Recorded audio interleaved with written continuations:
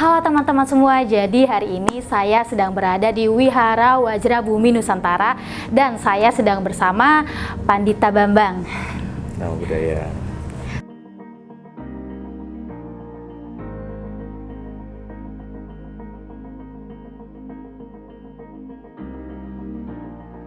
Yang pertama saya ingin tanyakan nih Pak, apa sih yang menarik jadi tugas rohaniawan? Kita ditantang untuk bisa memberitahukan atau menebarkan dharma itu kepada umat-umat. Ya, yang menarik bagaimana cara kita menyampaikannya. Karena mungkin nggak setiap orang bisa menyampaikan mengenai dharma atau ceramah ini dengan baik. Tantangan apa sih selama Bapak menjadi rohaniawan yang sulit mungkin? Bagaimana cara kita mengimplementasikan supaya umat ini sama dengan berpikiran kita, jangan sampai salah arti. Salah satu caranya adalah kita memberitahukan dengan kehidupan sehari-hari manusia itu seperti apa, lalu kemudian saya masukkan unsur-unsur dari dharma itu sendiri. Nah, terus nih ya, menurut Bapak, pandangannya tentang kondisi kehidupan umat beragama secara umum. Kalau secara dari Indonesia ya, saya cukup kagum. Kenapa? Karena dengan sesama agama tuh sama-sama baik gitu loh, sama-sama bisa membaur, bahkan kami agama Buddha sendiri itu berusaha sekali untuk supaya kami bisa membaur dengan masyarakat pada umumnya. Nah, mungkin nih menurut Bapak, bagaimana pandangan tentang agama dan negara Indonesia nih? Sekarang cara berpandangannya sudah lebih baik, punya sopan santun yang baik, toleransi yang luar biasa. Berharapnya supaya nanti ke depannya ya mudah-mudahan Indonesia ini benar-benar toleransinya benar-benar luar biasa. Kan kita tahu ya Indonesia dulu adalah agamanya Buddhis dan juga Hindu. Nah, kita berharap semoga mereka yang agama tersebut dari kedua agama Buddhis dan juga Hindu ini bisa datang ke Indonesia di mana kita punya situs-situs bersejarah yang luar biasa loh. Saya berharap dengan adanya G20 ini juga toleransi umat beragama bukan hanya di Indonesia tapi di seluruh dunia itu semuanya juga lebih ditingkatkan lagi, dibicarakan lagi, tapi ingat, agama bukanlah politik dan politik juga bukanlah agama. Ya, jadi saya berharap semoga jangan sampai dicampur adukan sehingga akhirnya terjadi satu keributan, hal yang tidak penting akhirnya menjadi satu hal yang luar biasa besar. Oke nih Pak, satu lagi nih pertanyaan yang menarik. Pesan Bapak untuk umat beragama di Indonesia khususnya. Indonesia ada yang namanya multi etnis. Jangan sampai hanya karena gara-gara agama akhirnya terjadilah perpecahan. Saya pengennya supaya Indonesia lebih toleransinya ditingkatkan lagi dan semoga semua mengetahui bahwa yang namanya multi etnis, multi agama dan lain-lainnya itu apapun itu yang terjadi perbedaan di Indonesia ini itu semuanya tuh disingkirkan, kita bersatu padu, kita bersatu untuk kemajuan Indonesia.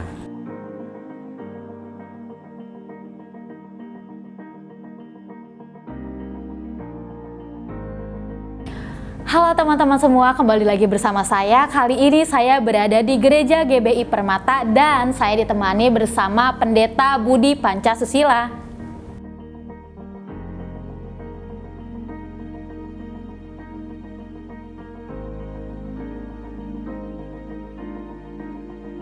Begini Pak, hal pertama yang saya ingin tanyakan adalah apa sih hal yang menarik dari seorang tugas rohaniawan? Menurut Bapak gimana?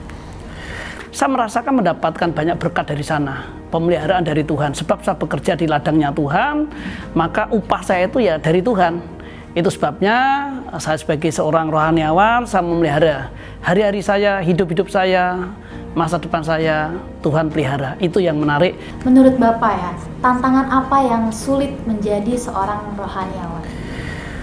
Ya, belajar untuk mematikan segala keinginannya. Kerendahan hati itu yang memang perlu waktu untuk belajar.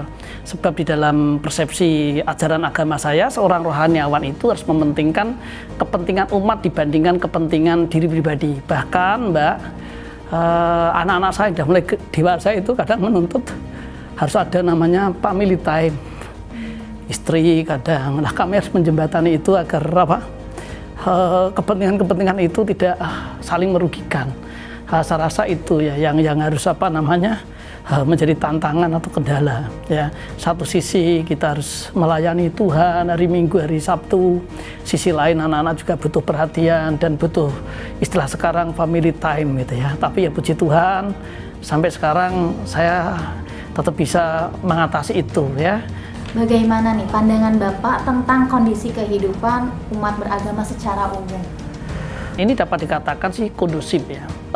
Saya rasa ya kalau dibandingkan dengan saya waktu kecil, kondusif zaman dulu ya. Kondusif zaman dulu agama itu tingkat toleransinya sangat tinggi. Bahkan saya dulu juga tidak menyangka kalau saya jadi pendeta, karena saya waktu kecil saya tidur main itu di musola Mbak ya, di musola di masjid gitu ya.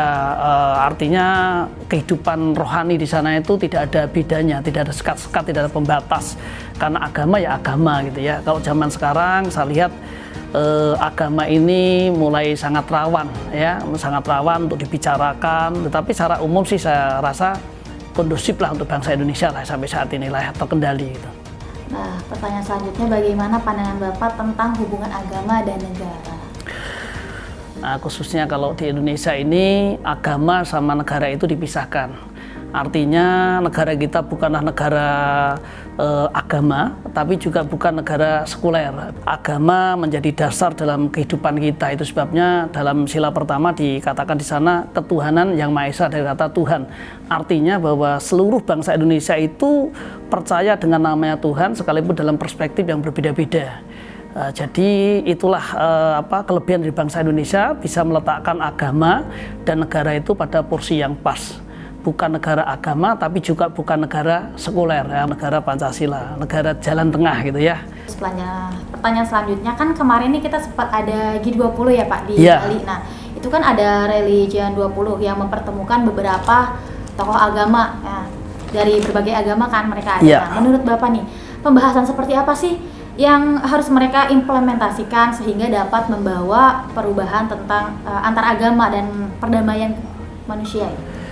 Khususnya kalau G20 itu dimasukkan pembahasan tentang religion, itu saya rasa merupakan reaksi dari munculnya gerakan-gerakan agama radikal yang dimanifestasikan dalam bentuk-bentuk teror itu ya. Teror itu sebabnya tidak hanya dalam G20, negara ASEAN secara keseluruhannya juga mengimplementasikan itu dalam bentuk kerjasama antar tokoh-tokoh agama, khususnya untuk mengatasi tindakan-tindakan radikal atau gerakan-gerakan agama yang mengarah kepada gerakan-gerakan terorisme. Jadi dengan adanya G20 ini yang membahas tentang agama, saya percayalah itu akan mengurangi tingkat kerawanan agama yang radikal, khususnya untuk secara global gitu. Pesan-pesannya untuk keagamaan di Indonesia? Ya. Yang pertama ya, saya berterima kasih kepada pemerintah ya yang telah menciptakan situasi kondisif keamanan antar umat beragama maupun seagama. Yang kedua ya, pesan saya kepada umat beragama khususnya di Indonesia ya, mari kita tingkatkan toleransi ya, kerjasama ya, karena negara ini tidak dapat dibangun dengan salah satu agama saja. Negara ini harus kita bangun secara bersama-sama, baik dari segala keyakinan atau agama, segala suku, ras atau bangsa ya, sehingga Indonesia ke depan akan lebih maju, lebih tangguh dan bertumbuh.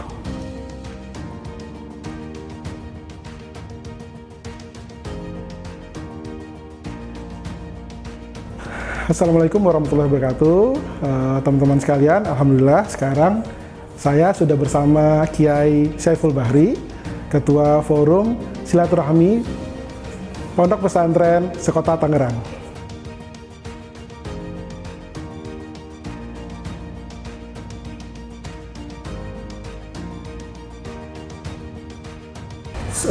Menurut Pak Kiai, sebagai rohaniawan itu tugas yang menarik itu seperti apa? Karena kita sudah menyatu bahwa saat tugas kami ya harus tahu tugas kita. Jadi apa yang kita kerjakan untuk umat itu sangat menarik. Kenapa? Karena kita manusia itu tahu tugas kita. Kalau sudah tahu tugas kita, maka apa yang kita kerjakan dan itu kita sukai dan akan menarik. Sebagai tokoh rohaniawan, tantangan apa sih yang menjadi tantangan bagi Pak Kiai dalam menjalankan tugas itu, Pak Kiai? Tantangan itu tentang bagaimana umat itu kan seperti kita membangun masyarakat yang berakhlak karimah, terutama saya sebagai guru di pesantren. Itu memang anak sekarang kalau misalnya pagi-pagi atau sore ataupun malam, kalau dulu kan enak ya, udah berangkat ngaji, belajar. Sekarang kan pegangnya gadget. Nah, kalau nanti orang tuanya tidak bisa membimbing, mengarahkan yang baik, maka akan menjadi petaka bagi anak tersebut. Gitu. Bagaimana nih pendapat Pak Kiai dengan kehidupan keagamaan di Indonesia? Bahkan Indonesia mungkin paling aman dan paling nyatu, paling kerukunan beragama sangat luar biasa. Kenapa? Karena di Indonesia itu menurut saya pribadi ini ada organisasi yang terbesar, yaitu NU, Nahdlatul Ulama, yang selalu membumikan, yang selalu menyeruakan rahmat lil alamin. Saling kita menghormati antara umat beragama, sehingga akan timbul kerukunan beragama. Nah, tadi kehidupan secara umum di Indonesia. Sekarang agama dan negara. Kira-kira hubungan di agama dan negara itu sebaiknya seperti apa? Kalau agama negara aja harus satu, artinya negara ya harus beragama harus negara. Artinya agama dan negara itu tidak bisa dipisahkan. Makanya dalam Pancasila itu kan ketuhanan yang Maha Esa, itu kan sudah beragama. Itu masuk dalam tatanan agama. Kemarin ada nih kegiatan G20. G20 ya. Iya. Ada R20. R20. Nah, sebuah tokoh agama ada di situ sedunia. Nah, menurut Pak Kiai, pembahasan apa yang sebaiknya mereka bahas agar pendamaian antar umat beragama ataupun antar negara itu terwujud di dunia? Dalam kegiatan R20 itu harusnya, menurut pribadi saya, harusnya mengeluarkan rekomendasi bagaimana tentang tentang sekarang negara secara umum ya, dunia ini sedang ada pertikaian, konflik segala macam antara agama dan yang lain segala macam. Ini bagaimana punya rekomendasi nih agar nanti mereka ini supaya nanti tahu ini rekom dari begini loh, kita yang lakukan apa gitu, sehingga nanti melihat oleh dunia, oh ya nanti actionnya apa nih gitu. Actionnya apa? Mungkin dari Pak Kiai ada pesan untuk umat beragama di Indonesia. Oh iya, kalau saya pesannya seluruh agama, apapun agamanya ya harus saling kita menjaga persatuan bangsa ini. Karena negara ini juga didirikan bukan hanya Islam saja, tapi mungkin mereka juga ikut berperan untuk menjadi negara yang bersatu ini. Kalau sudah negara bersatu kuat, insya Allah. Nah, sehingga nanti ada jadi, kan kita sudah ada memakai kebinekaan.